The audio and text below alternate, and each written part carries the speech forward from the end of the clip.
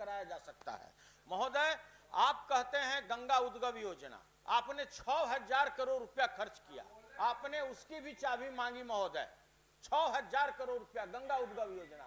एक तरफ माननीय मुख्यमंत्री जी का बयान आता है, विभाग का बयान आता है कि हम हर एक घर को नल का जल पहुंचा दिए महोदय। तो हम यही जानना चाहते हैं महोदय कि जब हर एक घर में नल का जल चला गया तो ये गंगा उद्गम योजना में 6000 करोड़ रुपया अगर आप कैनाल में खर्च कर दिए रहते महोदय, आप नहर बनाने में खर्च कर दिए रहते, तो एक बात समझ में आता। महोदय, सरकार को यह बात सदन में बताना चाहिए कि जो गंगा उद्गम योजना बनाया गया उससे कितने किसानों को लाभ हुआ, कितने लोगों को उसका जल आपूर्ति हुआ महोदय, और कितने महीने तक उसका संचालन हुआ महोदय। इसके लिए नहीं, हम जानना चाहते हैं महोदय। आप मान लिया कि आप म्यूजियम बना दिए, एक म्यूजियम पूरा आपका खाली है, सामान रखने को नहीं है, और आपने दूसरा संग्रहालय बना दिया, और आप कहते हैं कि फिर से चाबी दे दीजिए हमको लुटाने के लिए। क्यों हम लुटाने के लिए महोदय चाबी दे दें आपको? और तीसरी बात महोदय, ये जो स्थिति परिस्थिति बन रहा है, जो आप हमसे कुंजी मांग रहे हैं महोदय, अगर आपका जनोपयोगी कार्य हो जाता, आप अगर यह प्रस्ताव लाते हमारे पास कि जो उत्तर प्रदेश में जो पेट्रोल और डीजल का मूल्य है, हमारा जो समीपवर्ती जिला है जो भी उससे बॉर्डर से लगा हुआ है, जहां 11 रुपया लीटर का अंतर है महोदय, पेट्रोल में 7 रुपया पेट्रोल का डीजल का अंतर है, हम उसको समान रूप से कर देंगे ताकि इधर के भी जो पेट्रोल पंप है वो भी संचालित सही ढंग से हो जाए बॉर्डर इलाके में, और गवर्नमेंट को करोड़ों अरबों रुपया उससे रेवेन्यू प्राप्त हो। क्योंकि जो लोग हैं हजूर, जो बॉर्डर इलाका है उत्तर प्रदेश का, टोटल लोग जाकर डीजल उधर भरवाते हैं। थोड़ा देर बोल लेने महोदय, दूसरी बात है कि आप जो भी लाइए, जिस चीज के लिए भी आप कहिए कि हमको संचित निधि से राशि निकालने की अनुमति दीजिए, तो महोदय हम लोग को तब अच्छा लगता, पूरे विपक्ष को अच्छा लगता कि जब अन्य प्रदेशों की तरह आप कहते कि हम किसानों को बोनस देने के लिए हम पैसा चाहते हैं, किसानों के उत्थान के लिए हम पैसा चाहते हैं।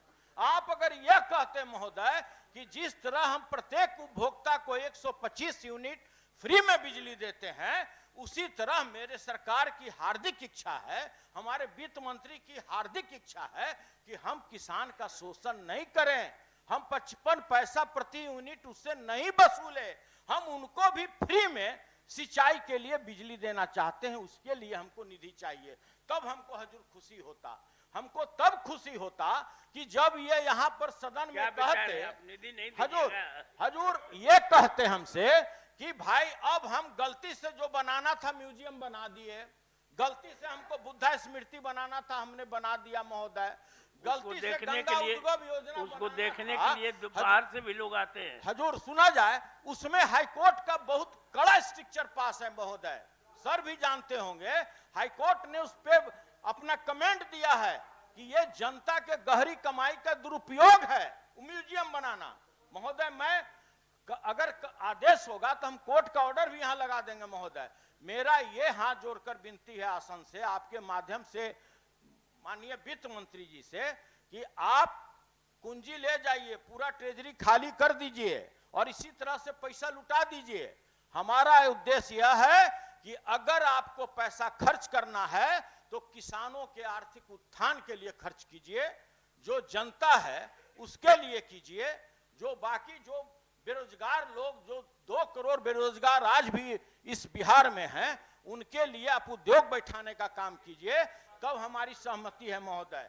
और नहीं तो आप संख्या बल के आधार पर हैं, तो आपको जो करना है कर लीजिए।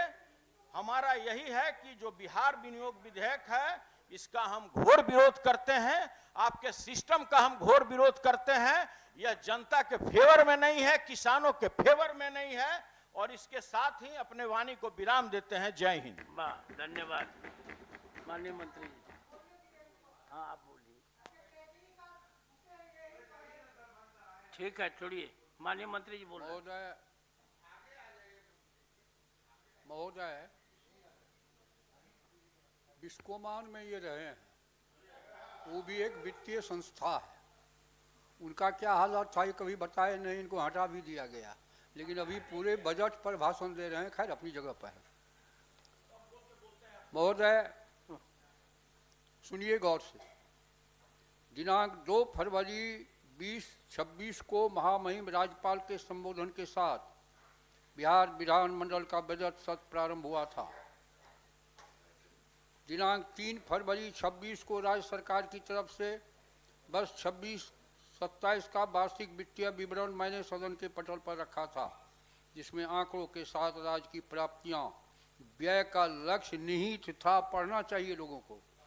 सदन में माननीय सदस्यों द्वारा बजट 26-27 पर विमर्श के क्रम में अपने सुझाव सदन में व्यक्त किए गए, जिसे मेरे द्वारा गंभीरता से संज्ञान में लिया गया है। सभापति महोदय, वित्तीय वर्ष 26-27 के वार्षिक आय व्यय पर समान वाद विवाद दिनांक 6/2/26 से आरंभ होकर के 24/2 को समाप्त हो गया है। वित्तीय वर्ष 26-27 के आय व्यय पर पक्ष विपक्ष की ओर से कई महत्वपूर्ण सुझाव दिए गए हैं, जिसके लिए मैंने माननीय सदस्यों को धन्यवाद देना चाहूँगा। बिहार का बजट आकार पिछले वर्षों की उल्लेखनीय रूप में बढ़ा है। 4-5 में 23,885 करोड़ रुपया से बढ़कर 26-27 में 3,47,589 करोड़ 76,16,000 रुपये तक पहुंच गया है। यह वृद्धि विकास की अवसंरचना, सामाजिक क्षेत्रों में निवेश करने की बढ़ती हुई क्षमता को दर्शाती है। सभापति महोदय, न्याय के साथ विकास के सिद्धांत पर चलते हुए बिहार सरकार ने 7 निश्चय 1, 7 निश्चय 2 के माध्यम से रोजगार, शिक्षा, स्वास्थ्य, कृषि आधारभूत संरचना में उल्लेखनीय उपलब्धियां हासिल की है। अब 7 निश्चय 3 के संकल्प के साथ बिहार को देश के विकसित राज्यों के श्रेणी में लाने का लक्ष्य रखा गया है। 7 निश्चय संकल्प में 2 गुना रोजगार, 2 गुनी आय, इसमें राज्यों की प्रति व्यक्ति की औसत आय को दोगुना करना, मुख्यमंत्री महिला रोजगार योजना के अंतर्गत रोजगार परक गतिविधियां संचालित करने हुए सभी परिवारों की महिलाओं को 10,000 रुपये देना, इस योजना के लाभुकों को अपना रोजगार आगे बढ़ाने के लिए 2 लाख रुपये तक की सहायता प्रदान करना, रोजगार उन्मुखी प्रशिक्षण देकर लाभुकों को कार्य क्षमता बढ़ाना, जाति आधारित जनगणना में चिन्हित 94 लाख गरीब परिवारों को प्राथमिकता के आधार पर रोजगार योजना से आच्छादित करना इत्यादि शामिल है। महोदय, 20 से 25 तक युवाओं को 50 लाख से ज़्यादा नौकरी एवं रोजगार दिया जा चुका है। अगले 5 साल में से दुगना करते हुए 1 करोड़ नौकरी और रोजगार के अवसर पैदा करने का लक्ष्य है। इस हेतु बिहार अपने मानव शक्ति को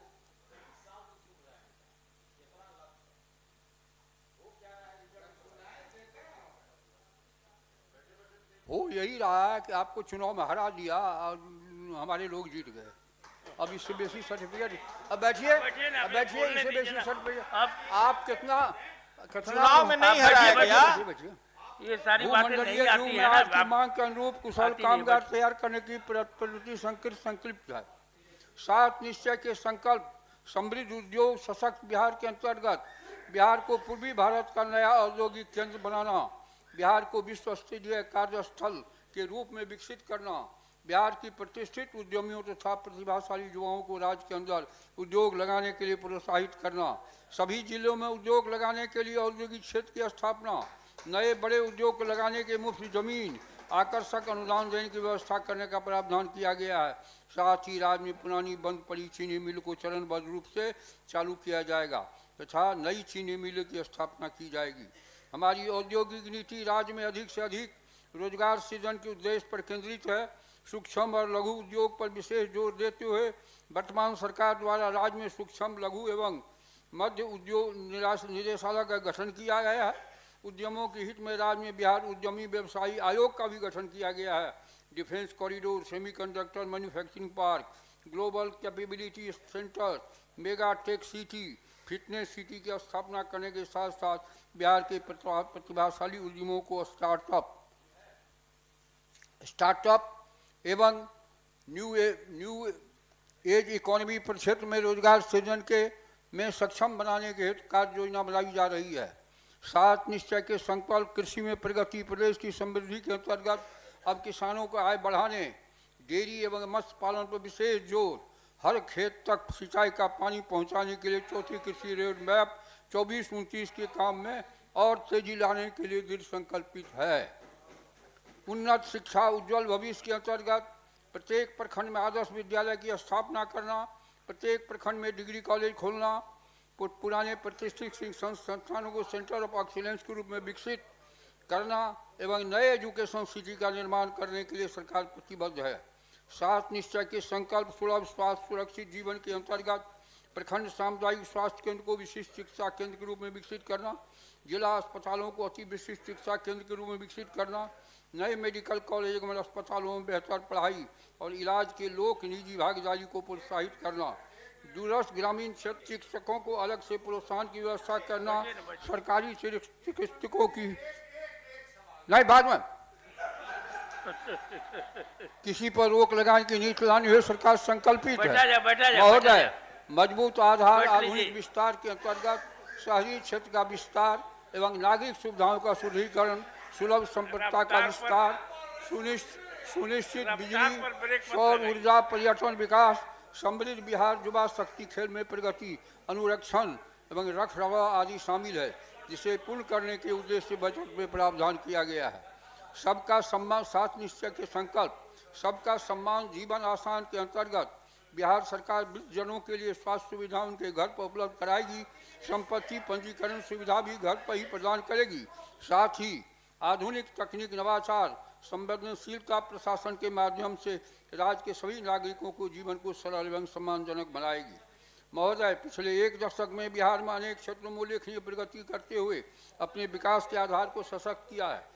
कृषि क्षेत्र में हमारा राज्य देश में अग्रगणी है। वर्ष 24-25 के अंतर्गत देश में बिहार राज्य का मखाना एवं लीची में प्रथम, मक्का उत्पादन में द्वितीय, शहद में चौथा, चावल उत्पादन में 5वां, गेहूं उत्पादन में 6ठा स्थान रहा है। साथ ही सब्जी एवं मक्का उत्पादन में राज्य शीर्ष उत्पादकों में शामिल है। इसके अतिरिक्त सिंचाई क्षमता का विस्तार करते हुए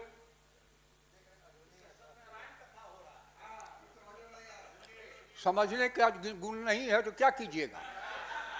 मध्यम सिंचाई परियोजना के अंतर्गत 70.5%, लघु सिंचाई परियोजना के अंतर्गत 75.2% भूमि को आच्छादित किया गया है।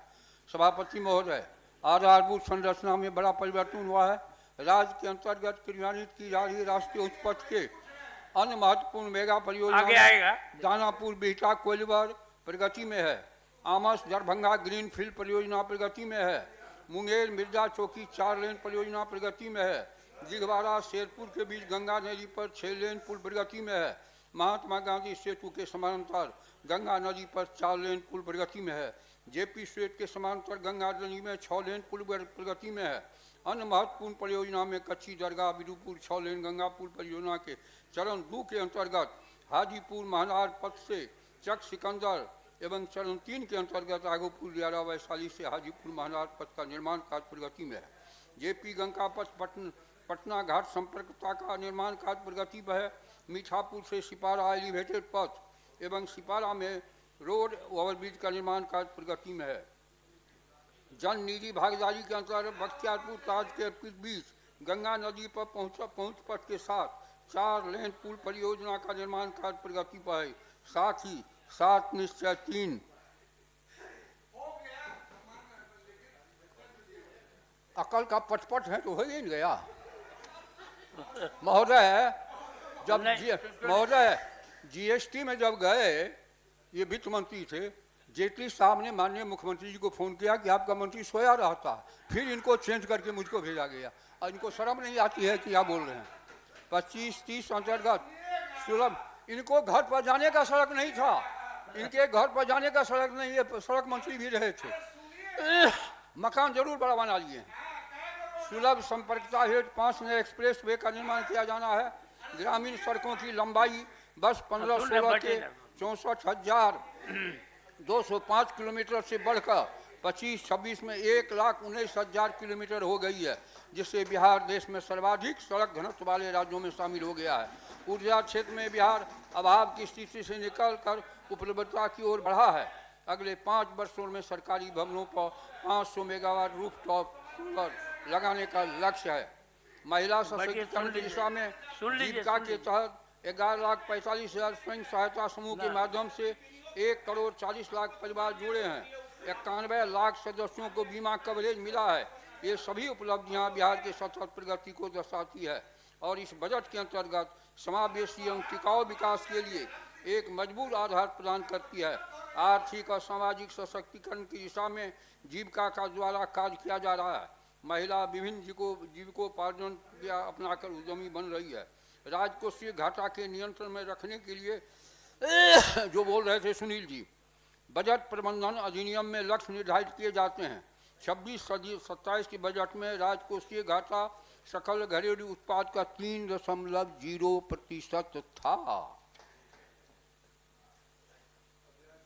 उसको सीमित रखने का लक्ष्य है। वित्तीय वर्ष 26-27 का सकल राज्य घरेलू उत्पाद 13,09,155 करोड़ रुपये अनुमानित है। वित्तीय वर्ष 26-27 में राजकोषीय घाटा 39,111 करोड़ 40 लाख रुपये अनुमानित है, जो राज्य सकल घरेलू उत्पाद का 2.99% है। हमारी सरकार ने वित्तीय समेकन एवं अनुशासित वित्तीय ढांचा को सुदृढ़ करते हुए राजस्व बचत को 26-27 में 1,143 करोड़ 19 लाख रुपये रखा गया है। 24-25 में कुल बकाया ऋण राज्य के घरेलू उत्पाद 9,91,997 करोड़ रुपए का 37.72% है। बेहतर ऋण प्रबंधन के द्वारा 26-27 के अंत में कुल बकाया ऋण 4,46,300 करोड़ 7 लाख रुपये अनुमानित किया गया है, जो सकल राज्य घरेलू उत्पाद का 13,13,100 करोड़ रुपये का प्रस्तावित होता है। सभापति महोदय, 24-25 में ब्याज मुक्त भुगतान कुल राजस्व प्राप्ति 9.00% है, इसे 26 में कम करते हुए 8.8% अनुमानित किया गया है।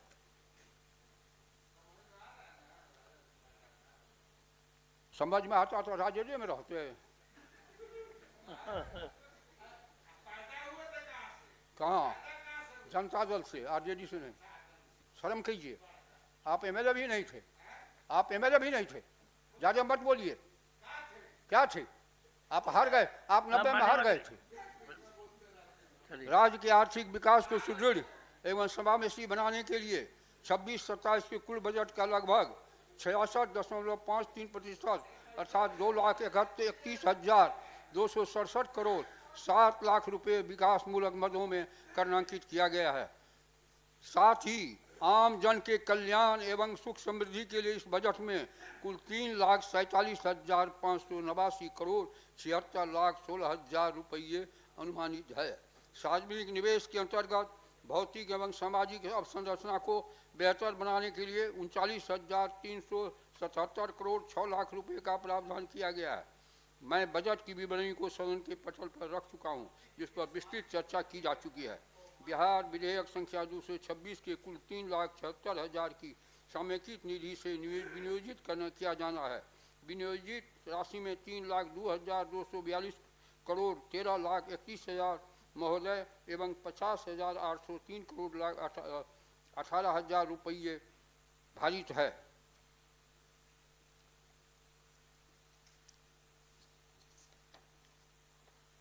सभापति महोदय, मैं बिहार विनियोग विधेयक संख्या 226 को कुल 3,53,045 करोड़ 15,49,000 की समेकित निधि में राजस्व व्यय 2,88,733 करोड़ 93,45,000 रुपये एवं पूंजीगत व्यय 64,311 करोड़ 22,04,000 रुपये है।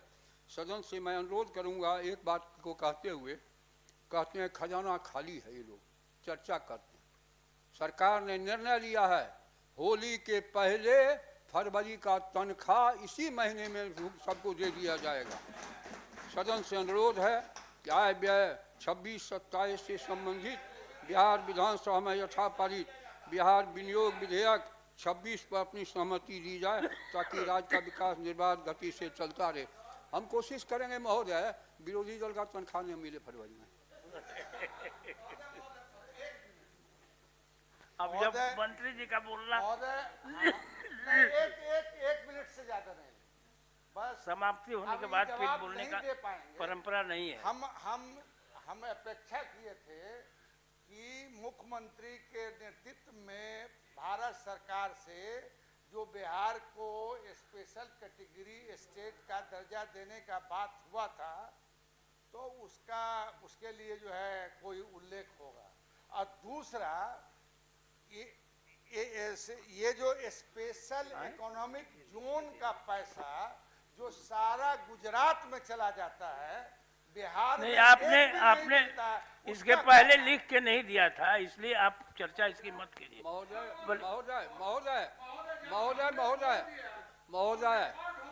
अरे खड़े हो गए, वो ऑन रिकॉर्ड खड़े हो गए, महोदय इधर देखा जाए जरा, छोड़िए उनकी बात को। ये दरभंगा जिले से आते हैं, विद्वान आदमी हैं, इनको ज्ञान नहीं है कि जब जीएसटी हो गया है तो देश की इकोनॉमी आज तीसरी जगह पर जा रही है दुनिया में। तो अब कोई स्पेशल कैटेगरी का राज नहीं होता है, लेकिन भारत सरकार के द्वारा जो NH है, अन्य योजनाएं हैं, काफी अधिक राशि दी जा रही है। सरकार, राज्य सरकार को काफी मदद की जा रही है, इसलिए बिहार आगे डेवलप कर रहा है। ठीक है। अब प्रश्न यह है कि सभा द्वारा यथा पारित बिहार विनियोग संख्या 2 विधेयक 2026 पारित हो। जो इसके पक्ष में वे हाँ कहें, जो विपक्ष में वे ना कहें। पक्ष में बहुमत है, पक्ष में बहुमत है। प्रस्ताव स्वीकृत हुआ। विधेयक पर बिना किसी सिफारिश के सहमति प्रदान की गई। सचिव इसकी विधिवत सूचना विधानसभा को दे देंगे।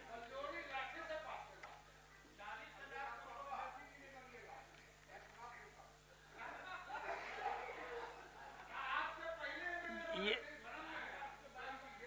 आज कुल 13 निवेदन स्वीकृत किया गया, सदन में प्रस्तुत किया गया, जिसे निवेदन समिति के माध्यम से संबंधित विभाग को प्रेषित किया जाए।